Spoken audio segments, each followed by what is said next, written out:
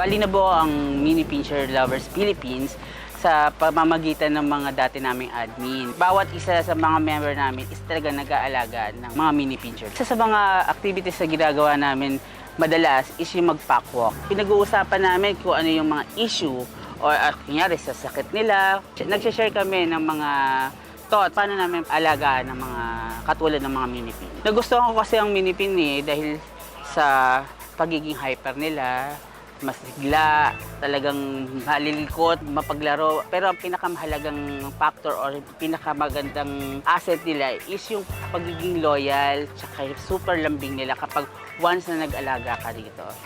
Bali, nag-e-enjoy kaming dalawa ni Chloe. Si Chloe isang dog passionista. So, yun yung nagiging way namin or yung pinaka-way ng bonding namin together na sumali sa mga contest.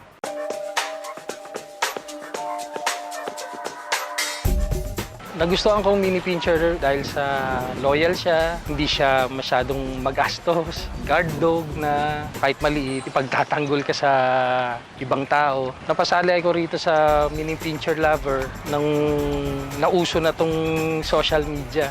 Pero before, mga 90s pa, mini pincher na talaga ang alaga ko. Nagkakilala kami, kada may packwalk, kasama.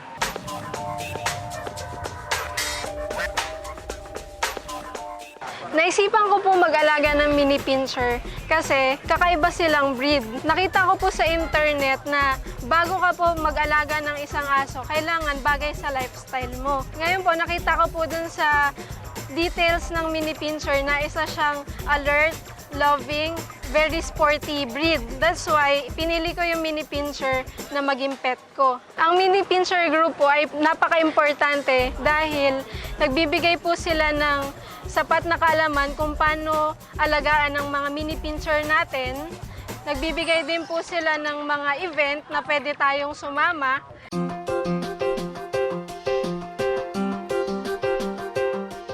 So far po, mga 5 years na rin po ako nag-aalaga ng mini pinchers. Nag-start po kasi ako sa pag-adapt and hanggang sa dumami sila and nagkaroon ako ng Peewee, siya yung pinaka-youngest.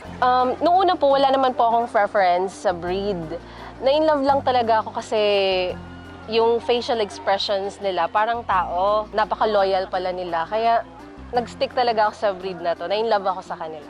Nung nag-attend po kami sa isang event, na-meet ko si Moncheng. In-approach niya ako na, ay, ang cute ng mini-pin mo. Then, since then, in-invite niya ako na mag-join. And yun, naging very active na kami. Napaka-important po na mag-join ng mga dog clubs na ganito. Especially po regarding sa specific breed.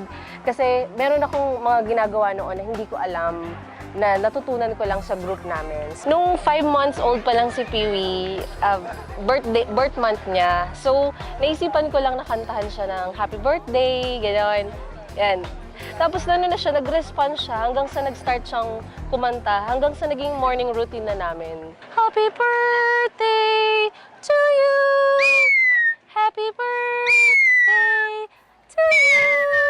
Happy birthday! Happy birthday! Happy birthday to you!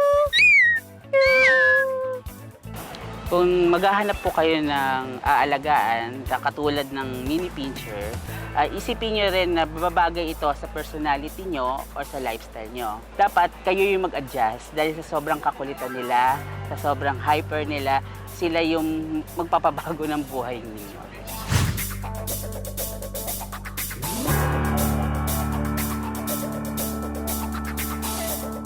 Mula sa Mini Pinchers Love